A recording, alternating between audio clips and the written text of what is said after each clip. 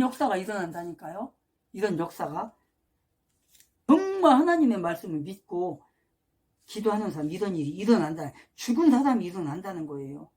그래서 멜리제 섬에 거하는 그 원주민들이 이렇게 병든 사람들이 바울을 찾아와 고침을 받았다는 거예요. 이렇게. 응? 이때의 바울은 단순히 육체의 질병만을 고쳐준 것일까요? 아니라는 거예요. 이걸 통해서 무슨 일이 일어나요? 영혼의 질병도 고쳐지는 거죠. 영혼의 질병. 왜? 기도했으니까 지금 나온 거잖아요. 그러니까 말씀을 전했을 거 아니에요. 말씀을. 그들에게. 이런 역사가 어떻게 일어납니까? 하나님이십니까? 신이십니까? 그런 거 아니에요, 지금. 그러니까 응?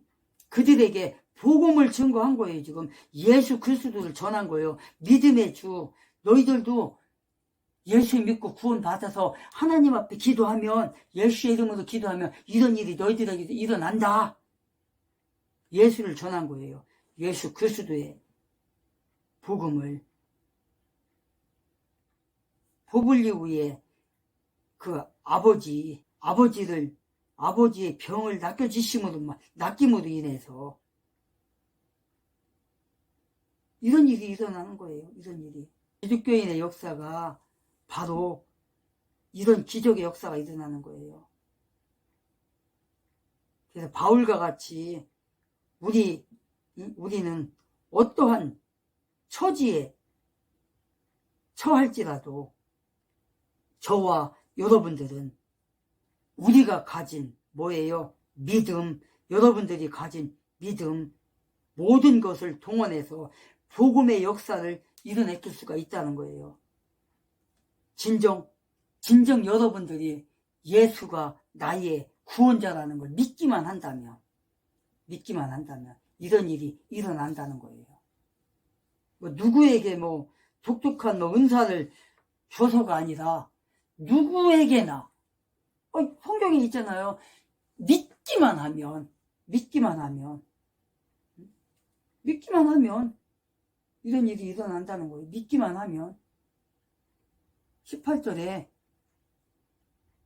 마태복음 16장 18절 내가 또한 네게 이르노니 너는 베드로라 이 반석 위에 내가 내 교회를 세우리라. 지옥의 문들을 그것들이 어떻게 한다겠어요? 이기지 못하리라. 19절에 하늘의 왕국의 열쇠를 누구에게 줬다는 거예요? 베드로에게 줬다잖아요. 그럼 누구에게 준 거예요? 우리에게 준 거예요. 저와 여러분에게 그 열쇠를 준 거예요. 지금 무슨 열쇠를? 4개. 저와 여러분들에게, 오늘 초등학교 스터디 TV에 들어온 여러분들에게 줬다는 거예요. 무엇이든지 네가 땅에서 묶는다는 게 기도 안 넣는다는 거지 뭐. 기도도 않고 성경도 안 읽고 이런 일도 안 하고 하면은 묶여지잖아. 그러면 하늘에서 묶인다는 거예요. 하늘에서 듣지를 못하니까.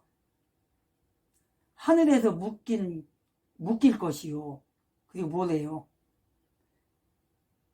무엇이든지 네가 땅에서 풀면, 기도하면 그것이 하늘에서 풀리리라. 기도하면 된다는 거예요. 기도하면. 그것을 여러분과 저와 여러분들에게 하나님이 줬다는 거예요. 주께서 줬다는 거예요. 지금 사도행전 28장 9절 그러므로 이 일이 있은 뒤에 그 섬에서 질병을 가진 다른 사람들도 와서 고침을 받고 10절에 보니까 또 후한 예우로 우리를 존귀히 여기며 우리가 떠날 때에 필요한 것들을 태양절에 방문하면 안 됩니까? 안 되진다.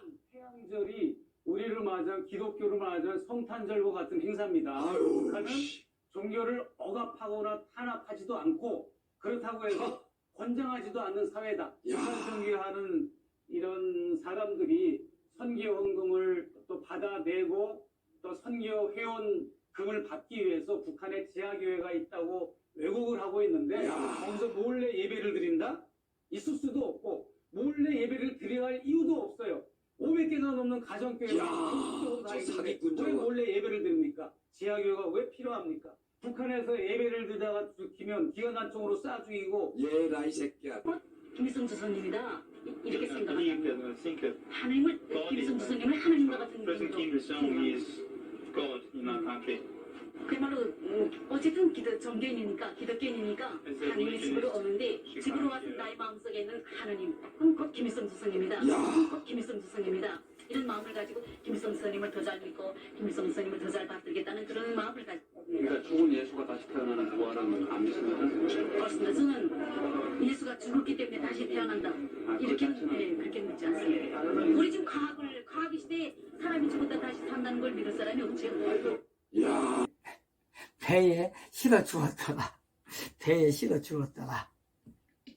이런 일이 일어나니까 축복을 받는 거야. 죽은 사람을 살리고 병든 자를 살려줬으니 아버지가 열병에 걸렸고 많은 사람들이 지금 질병을 고쳤으니 얼마나 감사하겠어요. 있는 거 없는 거 다 내다 주겠지요. 나 같아도 그러겠네. 믿음의 기도를 해서 살려주니까 이런 일들이 일어나는 거예요. 배에다 그냥 농산물 갖고 왔겠지. 농산물 수박, 이제 겨울이니까 수박은 없었을 거고 뭐가 있었을까? 고구마도 있었을 것 같고 이런 데 고구마는 없었겠죠. 감자도 있었을 거고 별의별 다 있게 과일 같은 거 사과도 있고 예를 든다면 사과, 고구마, 대추 있는 거 없는 거 다 갖고 왔겠죠. 그래갖고 매에다 막 실어준 거예요. 가면서 드시라고. 그런 거 없는 사람 돈을 들이면서 가시면서 맛있는 거 사 먹으라고. 이런 예우를 받는 거예요. 그래서 그들은 후한 예로 바울 일행을 대접하고 떠날 때에 어떻게 했다는 거예요? 바울 일행에게 쓸 것을 배에다 실어 주었다. 하나의 이게 뭐예요? 사례금이겠죠. 보상금이겠죠. 공경하는 마음, 그런 거겠죠. 이런 일들을 벌이니까 그 원주민들도 후한 대접을 하는 거예요. 이렇게 그들의 질병을 낚여주고 했으니 얼마나 후하게 대접을 했겠어요. 담례는 상식이잖아요. 담례는 정성을 담은 사례. 우리도 누군가에게 도움을 받으면 얼마나 감사해요. 저도 제 얘기를 하자면 저 같은 경우는 이제 우리 지방에 속한 어느 목사님이 제가 처음에 교회 개척할 때 제가 사기를 맞았어요. 정말 어떻게 할 방법이 없었어요. 그것을 이제 우리 그 지방의 목사님이 아시고 어느 날 저한테 어느 주일날 오후 예배 때 설교 좀 해달라 그러더라고요. 그래서 거기 가서 이제 오후 예배 때 가서 제가 설교를 한 40분에서 1시간 정도 했어요. 그랬더니 이제 목사님께서 사례비를 그러니까 그렇게 주려고 이제 저를 부른 거예요. 거기 큰 교회였는데 도와주려고. 그거를 이제 목회자들 이제 설교를 해달라 하거든요. 이제 사례비를 이제 주는데 그건 사실 사례비가 아니죠. 큰 돈이잖아요. 그런 돈을 주시더라고요. 그거 갖다 제가 개척하는데 정말 큰 도움을 받았죠. 그리고 또 그날 또 거기 어떤 집사님을 통해서 또 거기 그 의정부 그 어느 저기에 이마트 예배를 끝나고 나서 그 어떤 부부 집사님이 저를 태워다 주겠다고 저 타고 그냥 가겠다고 버스 타고 가겠다고 타시라고 탔더니 이마트로 가는 거예요. 여기는 왜 가요? 그랬더니 목사님께서 그때 저는 전도사 때거든요. 전도사님, 양복 한번 사드리겠다고. 아, 괜찮다고 그랬더니, 아, 목사님이 명령이라는 거예요. 그래갖고 그날 양복 한번 해다가 와이셔츠, 넥타이까지, 넥타이는 하지 말라고, 와이셔츠 그때 했나 안 했나 기억은 안 나는데, 어쨌든, 그렇게 해서 제가 와이셔츠하고 양복 한 번 이렇게 얻어 입었어요. 얼마나 감사해요. 그런데 이제 또 몇 년이 지난 후에, 그 후로 이제 몇 년이 지났어요. 제가 이제 목사 안수를 받게 되는데, 그 지방에서 그 안수 줄 때 한 6개월 동안 어느 큰 교회 가서 교육을 받으라는 거예요. 그러면서 이제 그 목사님 교회로 또 가라는 거예요. 여기서 꽤 멀어요, 사실은. 뭐, 가는 데만 한 3시간 걸려요. 3시간 정도. 지하철 타고 버스 타고 이렇게 가야지. 왔다 갔다 하는 데만 한 6시간 걸리거든요. 거기 가서 교육을 받고 안수를 받으라 하더라고요. 그래서 이제 거기 가서 이제 교육을 받고 그 교회에서 6개월 동안 제가 거기를 섬겼어요. 왔다 갔다 하면서 주일만. 그럼 이제 목사 안수 받으려면 돈 많이 들어요. 꽤 많이 들어요. 몇백 들어요, 사실은. 근데 그 교회에서 다 해줬어요, 그거를. 그 교회에서. 그 교회에서 저를 안수를 해줬어요. 우리 지방에서 하는데 거기서 경비를 다 대가지고 이렇게 해준 거예요. 얼마나 감사해요. 정말 그런 은혜 어딨어요, 사실. 너무 감사하잖아요. 그게 벌써 한 6, 7년 전이에요, 그게 벌써. 그래서 그게 너무 감사하잖아요. 그래서 지금 제가 그게 너무 감사해서 1년에 한 번씩 이렇게 제가 선물도 보내드리고 하거든요. 문재인 정권 때 크게 터졌던 겁니까? 라인 펀드 사태. 실제 이 김봉현이가 당시 민주당 의원들에게 뭐 뇌물을 주었다, 뭐 했다. 그런 당시에 2020년 10월 17일 날 옥중선을 썼습니다. 나 민주당만 준 게 아니라 저기 국민의힘 국회의원들한테도 수억 줬고 검사들한테 술 접대도 했다. 뭡니까? 옥중서원을 쓴 겁니다. 그리고 이게 언론에 공개가 되면서 그때 당시 굉장히 파장이 일으켰습니다. 김봉현이 4년이 지난 이 시점에서 이러한 2020년 10월 달의 옥중 서신이 민주당의 공작이랍니다.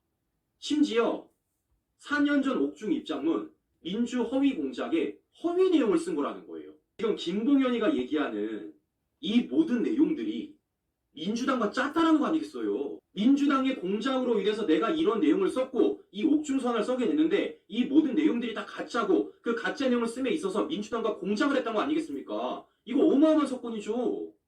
이 과정 속에서 김봉현이가 과거에 보석 석방을 받은 적이 있습니다. 언제? 문재인 정권 때. 그때 당시 그리고 어떻게 했습니다. 그런데 정말 깜짝 놀란 건 무엇이냐면요. 김봉현이 2021년 당시에 석방이 되었는데 이 석방도 뭐라는 겁니까? 민주당 공작 협조 대가로 보석을 받았다는 겁니다. 민주당한테 유리한 발언을 해줬는데 그와 관련 보석이라는 대가를 받았다는 거예요. 그러면 이 김봉현 혐의와 관련돼 가지고 검찰이 추후에 더 구속영장을 청구해서 그 구속기간을 연장할 수 있지 않습니까? 그런데요. 그와 관련돼 가지고 민주당이 법안 하나를 냈다는 거예요. 7월 7일 날 발의한 형사소송법 일부 개정안 법률입니다. 발의한 걸 확인해 볼 수가 있습니다. 자, 이 내용이 무엇이냐면요. 재판이 진행 중인 피고인을 별건 구속하지 못하는 내용입니다. 김봉현이가 구속기한 연장을 하기 위해서 뭐가 필요합니까? 검찰의 새로운 구속영장이 필요하고 그로 인해서 구속이 연장이 돼야 되는데 그걸 지금 막고자 민주당이 법안을 냈다는 겁니다. 진짜 낸 겁니다. 그 법안을. 그런데 이 과정 속에서 빠지지 않는 사람이 한 명이 등장을 합니다. 바로 조국입니다. 이 변호사가 조국 장관이 보석 위한 입법을 도와주겠다고 했다. 그런데 누구 얘기가 들려오는 겁니까? 당시 법무부 장관이었던 조국 얘기가 들리는 겁니다. 입법을 도와주겠다고 했다라는 거예요. 김봉현 변호사한테. 이모 변호사가 민주당 편에서 검찰 공격하라며 회유해 2020년 거짓 편지를 작성했다. 지금 조국 신당이 입당을 한 당시 박은정 검사가 찾아와 당신은 검찰개혁의 1등 공신이라고 말을 했다. 이 변호사가 조국 장관이 보석 입법 위한 도와주겠다고 했다. 당시 국민의힘과 더 나아가서 윤석열 당시 검찰총장까지 공격을 했다라는 것을 김봉현이가 어제 이 옥중 서신을 통해서 폭로해버린 거예요. 민주당의 사태가 아니라 어떻게든 검사들의 문제인 것처럼, 어떻게든 당시 야당이었던 국민의힘 문제인 것처럼 그런 식으로 호도를 하면서 회유 작업을 했다는 겁니다. 야당, 그러니까 지금의 국민의힘 정치인에게 수억을 준 것뿐만이 아니라 검사들도 술접대를 했다고 말을 했어요. 당시 문재인 정권 그리고 민주당이 얼마나 검찰을 공격을 했습니까? 추미애가 뭐를 했습니까? 바로 윤석열 대통령에게 수사지휘권을 빼앗았어요. 근데 추미애가 멋대로 법무장관이라는 신분 하나만으로 그 모든 검사들의 신분을 공개했어요. 심지어 그 과정 속에서 조국은요, 그걸 퍼날랐습니다. 이 사람이 술접대 받은 검사다. 박훈 변호사가 올린 SNS 글을 조국이 퍼날랐다고요. 그리고 어떻게 했어요? 검사를 악마화시켰고 그런 검찰 수사를 못하게 막아 세웠던 게 바로 당시 이 라임 사태와 관련된 연관성이 있다라는 것이에요. 이제 MBC가 어떻게 보도를 했었냐면요. 한저축은행 사건 회유 이런 받았다라는 거예요. 그때 당시 MBC가 뭐라고 보도했냐면요. 이런 식으로 보도를 했습니다. A 검사는 한동훈 라인이다. 청와대 수석 정도 잡게 해주면 A 검사가 한동훈 검사장을 통해 검찰총장에게 보고해 보석으로 재판을 받게 해줬다고 제안했다. 자, 딱 보십시오. 지금 MBC 보도에 딱 누가 나와 있습니까? 한동훈, 윤석열 두 사람 놓여 있는 거예요. 그러니까 김봉현이가 지금 검사로부터 회유를 받았는데 그 검사가 누구 라인이라는 겁니까? 한동훈, 당시 검사 라인이라는 겁니다. 그리고 그런 한동훈 검사장을 통해서 검찰총장, 당시 윤석열 검찰총장에 보고를 해가지고 보석 재판을 받게 해줬다라는 회유를 받았다라는 걸 MBC가 보도한 겁니다. 이게 2020년 11월 달 보도라고요. 그리고 한동훈 검사장 뭐라 그랬습니까? 그거 MBC 보도 가짜다. 법적 책임 물겠다. 이렇게 얘기한 겁니다. 그런 공연에 따르면 본인이 썼던 그 4년 전 옥중 입장문 그 모든 것들이 다 민주 정치 공작에 허위 내용을 쓴 거라는 거 아니겠어요. 문재인 정권 인사를 넘어서 민주당 현역 국회의원, 당시 법무장관이었던 추미애 조국까지 모두 다 해당 사항이 있다는 거 아니겠습니까? 그리고 지금은 이제 은퇴하신 목사님인데, 우리 지방의 어르신 목사님인데, 정말 저한테도 참 잘해주셔서 목사님인데, 은퇴하셨어요. 그분 같은 경우는 제가 전도사 때 가정예배로 이제 또 제가 사역을 했을 때가 있었어요. 지방에 이제 가입을 해갖고 이제 했는데, 그 목사님이 그 어느 교회에, 우리 이제 총회에 속해 있는 어느 교회를 이제 소개를 해줘가지고, 거기서 한 달에 20만원씩인가? 그러니까 1년은 20만원씩인가 아마 나왔었을 거예요. 그리고 이제 1년이 지나면 이제 1년은 이제 거기서 이제 줄어들어요. 돈이. 이런 식으로 해갖고 2년 동안 받게 해줬거든요. 그래서 도움이 정말 크게 됐거든요. 그 목사님을 이렇게 소개를 해줘가지고. 그래가지고 그 목사님하고 이 목사님, 나 안수받게 해준 이 목사님하고는 제가 지금도 1년에 한 번씩 정도 이렇게 선물을 이렇게 보내드려요. 너무 감사해서 지금도. 그러니까 얼마나 감사합니까? 이렇게 베푸는 그런 목사님들 교회에 있단 말이에요. 그런 것처럼 이렇게 사도 바울이 기도를 함으로 인해서 그 사람들의 질병을 낳았고, 아버지의 질병, 또 동네 사람들의, 그 마을 사람들의 질병을 다 고쳐줬잖아요. 기도로서. 또 기도도 안 하고 또 누가라는 의사도 따라다니니까, 지금 사도행전은 의사 누가도 다녔잖아요. 그러니까 의사인 누가도 아마 도와줬을 거예요. 여기에는 안 나오지만. 또 질병이 있을 때는 어떠한 또 약초라든가 어떠한 그때 당시에 주사가 있었는지는 모르겠지만, 누가가 의사니까 어쨌든 간에 어떠한 처방을 내렸겠죠. 그런 것도 있었을 거예요. 그렇게 이제 고쳐준 거예요. 그렇게 은혜를 베푼 거예요. 이렇게. 그러니까 은혜를 받으니까 또 그 사람들이 그 은혜를 잊지 못하고 이렇게 또 떠나갈 때 배에다가 그냥 이렇게 갖다 실어주고 하는 거. 이렇게 했다는 거예요. 이렇게. 그래서 이와 마찬가지로 우리 그리스도인들이 이렇게 구원의 은총을 허락하신 하나님을 향해서 끊임없이 감사의 표시를 해야 된다는 거예요. 하나님의 이름으로, 예수의 이름으로, 그리스도인의 이름으로. 그 성경에 보면은 뭐 어린 자를 섬기는 거는 뭐 무단 그릇을 대접하는 거 이런 거 나오잖아요. 마태복음인가에 보면 어린 자를 섬기며 그 어린이의 복을 받을 것이며 뭐 이런 것들이 나온다고 성경에. 그런 걸 우리가 해야 된다는 거예요. 하나님의 뜻을 따라서. 그럼으로 인해서 하나님의 그 교회를 키워나가는 거예요. 이렇게 복음을 선포하면서 나가는 거예요. 11절에 보니까 석 달. 야, 이렇게 그 좌파 집단, 민주당 정부가 이렇게 악마의 조직이었습니다. 대한민국 국가 통계를 무려 125차례나 조작을 했었다. 이거 사람 새끼입니까? 예? 김수현, 김현미 등 문재인 정부 인사 모두 11명을 기소했다. 예, 기소했다라는 건 이 죄가 인정돼서 검찰이 법원에 넘겼다라는 겁니다. 이거 범죄자들 면상 보세요. 김수현과 김상조 청와대 정책실장, 그리고 김현미 국토교통부 장관, 이 범죄자들입니다. 범죄자들. 얘네들이 다 지금 직권남용과 통계법 위반 혐의로 불구속 기소됐는데 국가 통계를 조작해서 통계법 위반으로 재판에 넘겨진 건 이번이 사상 초유의 일이랍니다. 아니 세상에 어느 세상에 청와대가 통계를 조작할 거라는 생각을 누가 했겠습니까? 청와대가 통계를 조작하는 범죄를 저질렀다. 자, 한번 볼까요? 부동산 통계 조작 과정. 네? 이러면서 이와 같이 사전 보고를 하고 사전 보고에서 마사지를 해라. 아니 통계라는 건 그냥 숫자인데 숫자를 마사지. 뭐 안마 시술소예요? 예? 통계를 마사지하라. 그래서 재검토를 지시해서 변동률을 조작해서 그래서 국민의 눈과 귀를 속이는 그 범죄를 문재인 정부가 했다. 결국은 이건 김상조, 김수현, 김현미가 감옥 갈 게 아니라 최종 책임자인 문재인이가 감옥을 가야죠. 문재인이가 감옥을 갈 정말 심각한 사태가 아닐 수 없다. 근데 이게 얼마나 심각한 범죄를 저질렀냐면 얘네가 문재인 정부 거의 기간 내내 범죄를 저질렀습니다. 2017년 6월부터 2021년 11월까지 무려 4년 6개월 동안 통계 조작을 했다.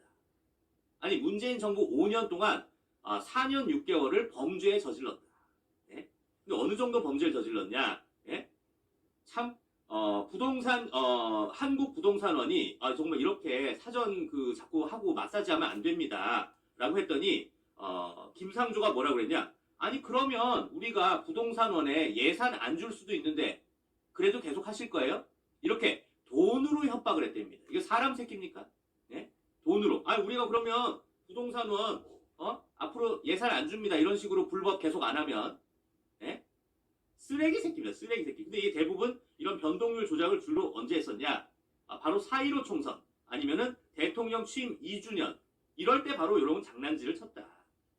이것뿐만이 아닙니다. 그러면서 자기네들이 뭐 소득 주도 성장하면서 뭐 취업률이 되게 높아졌다. 근데 알고 보니까 86만 명이 취업이 급증했던 게 알고 보니까 비정규직이 포함되어 있었다. 네? 그러니까 알바생들도 다 포함되어 있었던 거야. 마치 이게 취업이 잘 된 것처럼. 근데 그거를 알고도 그냥 이걸로 발표해라. 네? 그리고 실제로 소득 분배 불평등이 역대 최악인 5.95가 나오기도 했는데 그냥 이걸 다 쌩까고 지금 최저임금 인상 효과로 불평등이 개선됐다. 라고 문재인 정부 홍보 자료로 썼다. 사람 새끼들이 아닙니다. 기타 조작은 중범죄입니다. 중범죄. 부동산 그 수치를 거짓말하고 취업 수치를 거짓말하고 이거 정말 범죄를 바로 이 문재인이가 했다. 라는 뒤에 우리가 그 섬에서 겨울을 난 알렉산드리아의 배를 타고 떠났는데 그 배의 기호는 카스트로와 폴룩스더라. 12절에 우리가 시라쿠스에 상륙하여 거기서 사흘을 머물다가 13절에 거기서 돌아가 레기움에 이르고 하루 뒤에 남풍이 불므로 이튿날 푸테올리에 이르러 14절에 거기서 형제들을 만나 요청을 받아 그들과 함께 이레를 머무니라. 우리가 이같이 로마를 향하여 가니라.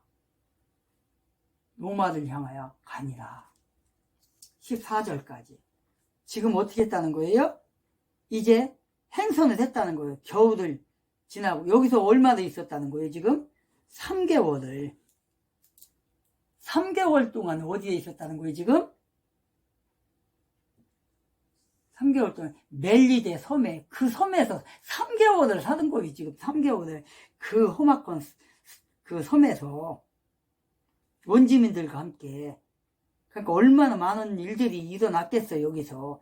뭐 성경에는 기록이 안 돼 있지만 수많은 일들이 여기서 일어났을 거란 말이에요. 3개월 동안 지내면서 멜리데 섬에서 그렇게 그들과 함께 살았다는 거예요. 그래서 그들이 멜리데 섬에 도착한 날을, 그 계절을 볼 때 10월 중순이나 하순으로 볼 때 그곳을 떠난 날은 언제라는 거예요? 2월 초순. 1월 초순이었다는 거예요. 그게 바로 1월 초순. 3개월 동안 있었다는 거예요. 겨우 지난번에 우리가 17장에서 할 때 겨울을 나고서 가자고 바울이 그랬잖아요. 근데 백부장이 말을 안 들었잖아요. 그래서 백부장이 그냥 떠났는데 그 겨울에, 그 추운 겨울에 거기서 멜리데 섬에 걸렸던 거 아니에요. 배가 파손이 되고. 그래서 겨울 석 달 동안 어떻게 한 거예요? 11절에 석 달 뒤에 우리가 그 섬에서 겨울을 난 알렉산드리아의 배를 타고, 알렉산드리아 배가 어떻게 했어요? 침몰됐을 때 아까 막 그 27장에서 막 파손이 됐잖아요. 부서지고 널빤지가 막 떨어지고 막 이래갖고 막 그 선원들은 뭐 휘엄칠 수 있는 사람들 휘엄치고 막 그랬잖아요. 지난번에 우리가 했을 때. 그게 3개월이 걸렸다는 거예요. 그게 3개월. 그러니까 봄인 거예요. 봄이 이제 초봄. 2월경이니까. 10월 중순에 이렇게 왔으니까. 그 겨울에. 그래서 거기서 겨울을 난 거예요, 지금. 그래서 이제 그래서 이제 떠난 거예요, 이제. 그 서풍이 불을 때에, 이때에 이제. 그런데 11절에 나오는 알렉산드리아, 이 배는 어떤 배냐? 이게 알렉산드리아 같은 배인데, 이 기호가 지금, 기호가 뭐래요, 지금? 여기서. 기호는 카스트로와 폴록스라고 했잖아요. 그러니까 이게 누구의 배냐, 그러면 이게 알렉산드리아 였는데, 이 배가 누구냐? 황제 레다의 두 아들인 카스트로와 폴록스의 기호로서 또 다른 배다. 누구예요? 황제, 이 알렉산드리아 배는 디오스쿠로스라는, 즉 스파르타의 황제 레다의 두 아들인 누구? 카스트로와 폴록스, 이 두 사람, 지금 11절에 나오는 카스트로와 폴록스의 기호를 다른 배라는 거예요. 이게 알렉산드리아. 그러니까 파손당한 배와는 또 다른 배, 그 알렉산드리아 배를 타고 갔다는 거예요, 지금. 이렇게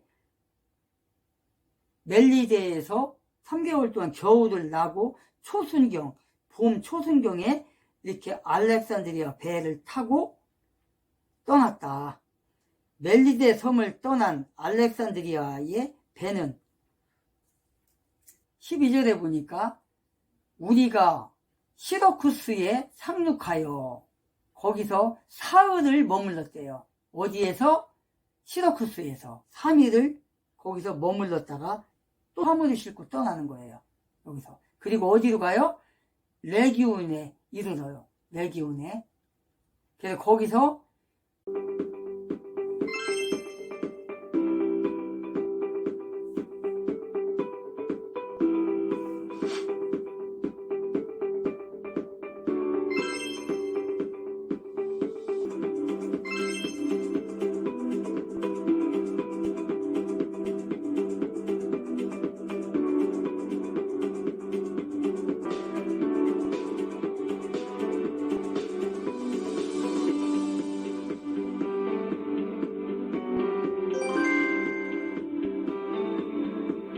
하루를 머물러 있다가 남풍이 불모로 인해서 어디로 갔다?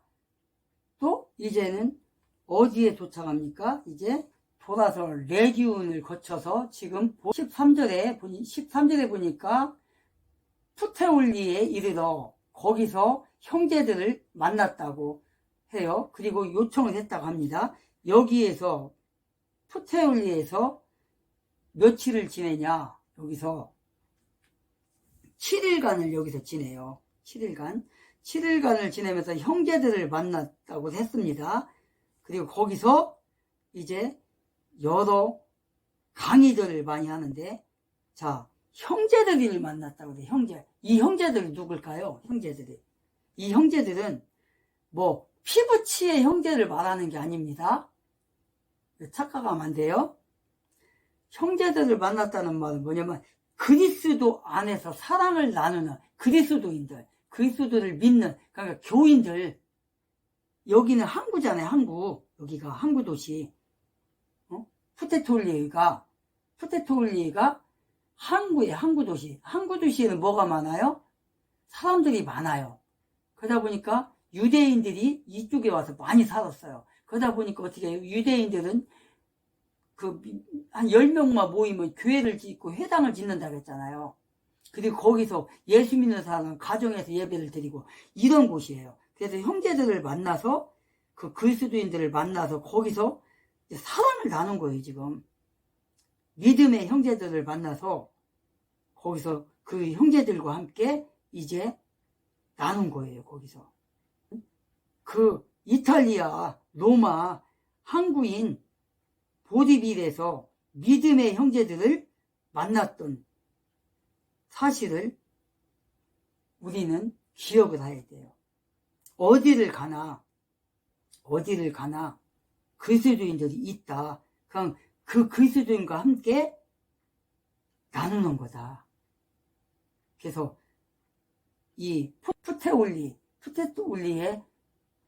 거기서 형제들을 만나서 그들의 요청을 받아서 그들과 함께 2회를 머물렀다고 해요. 2회가 며칠이죠? 7일. 2회를 머무르나 우리가 이같이 로마를 향하여 가니라. 15절에 보니까 형제들이 우리에 대하여 듣고 거기서부터 멀리 아피 광장과 새 여관까지 우리를 맞으러 나오매. 바울이 그들을 보고 하나님께 감사를 드리며 용기를 불어 넣으니라. 16절까지 읽을까요? 우리가 로마의 이름에 백부장이 제수들을 호위 대장에 넘겨주되 바울은